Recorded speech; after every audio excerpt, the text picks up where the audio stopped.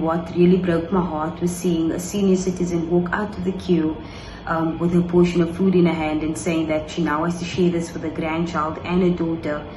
I was so sad. I actually really couldn't believe it.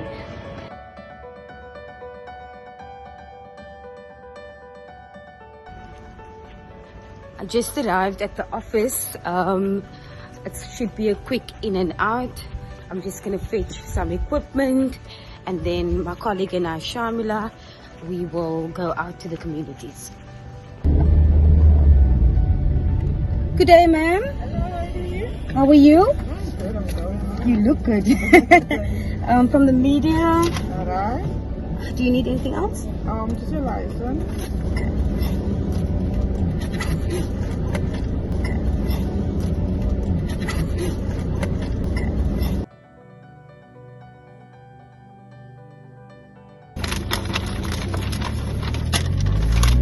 Oh, use it.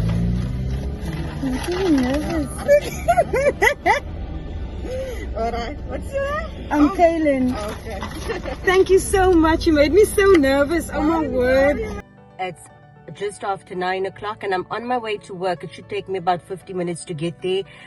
Today is going to be quite a busy day. My colleague Kaylin, Palm and I, we will be visiting 3 different areas, and the story is focused around food parcels that will be distributed to the most vulnerable. Before heading out into the communities, we've had to stock up on some more sanitizer, disposable face masks and some hand gloves. What was difficult about today is just to see how really vulnerable people are and how reliant they are on these food handouts. Just to see small children sitting on the sides of the road after they've received a warm meal, as they sit in groups and eating, it really makes you appreciate, it made me appreciate what I have. It's been an interesting time for me. I've been lucky enough, if you can put it that way, to actually come to work every day, to read the stories that our brave EWN reporters send to us every day covering COVID-19. On a work level, professional level, it's not been that hard. I love what I do. I love my job.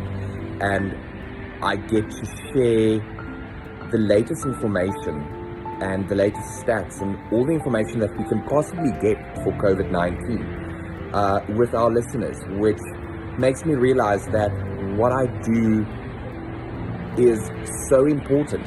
President Cyril Ramaphosa prepares to address the nation this evening. There are calls for him to reopen more sectors of the economy.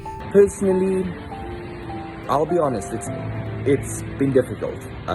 My partner has been under lockdown for, I think this is about his 5th week. His company closed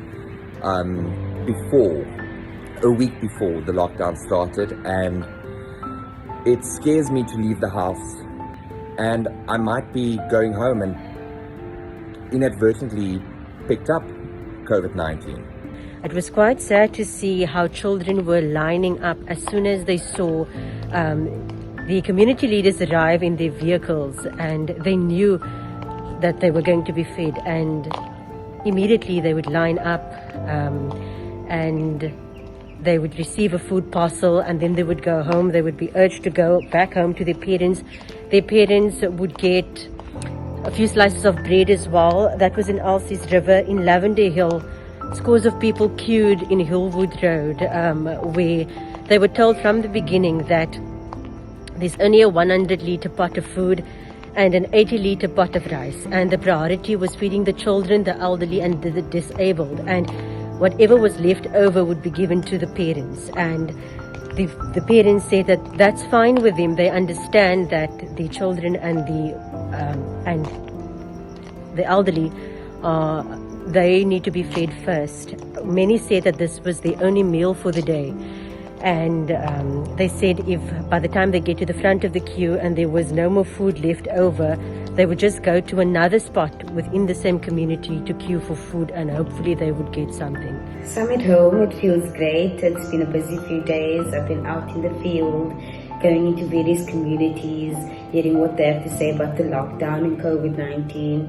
And usually when I get back from the field, I would take a lovely shower, make myself something to eat because I love food. And then after that, I would give myself like a 15 to 20 minute break, and then I would go back to work again. And what I've noticed over the past few weeks, I feel like I'm working longer than usual. And I think it's because my desktop has been set up at home. So every time I walk past it, I feel like I need to do something. Like I need to work, constantly work. And then there's also a number of challenges that I'm experiencing, like connection issues. The internet might be slower one day and faster the next day. This week I saw hundreds of people queue for food in Cape Town. This included pensioners, parents, children. And what really broke my heart was seeing a senior citizen walk out of the queue with a portion of food in her hand and saying that she now has to share this with a grandchild and a daughter. I was so sad. I actually really couldn't believe it. But on the other hand, it's also great to see that community organizations and community leaders are stepping in and are delivering food, making food for residents.